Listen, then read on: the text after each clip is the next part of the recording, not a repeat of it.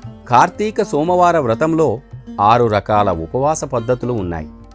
అవేమిటంటే ఉపవాసం, ఏకభుక్తం, నక్తం, అయాచితం, స్నానం మరియు తిలాదానం. ఇప్పుడు వీటి గురించి భక్తులందరూ కూడా విపులంగా తెలుసుకుందాం.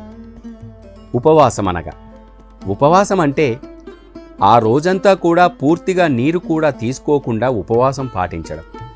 ఈ పద్ధతిలో మరుసటి రోజు ఉదయం స్నానం, ధ్యానం తర్వాత మాత్రమే ఉపవాసాన్ని విరమించాల్సి ఉంటుంది. ఏకభుక్తం అంటే రోజుకు ఒక పూట మాత్రమే భోజనం చేయడం. నక్తం అంటే ఉదయం నుంచి సాయంత్రం వరకు ఉపవాసం ఉండి సాయంత్రం సమయంలో దీపాలు పెట్టి నక్షత్ర దర్శనం తర్వాత భోజనం చేయడం.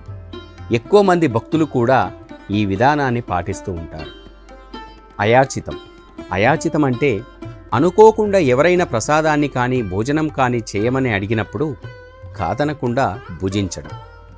స్నానం ప్రతి సోమవారం నదీ స్నానం చేయడం కూడా ఉపవాసంతో సమానమే అని కూడా మన పురాణాలు, ఋషులు కూడా చెప్పారు.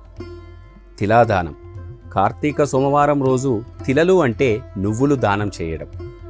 ఈ నువ్వులు దానం చేయడం కూడా ఉపవాసంతో సమానమైన ఫలితాన్ని ఇస్తుందని శాస్త్రం చెబుతోంది.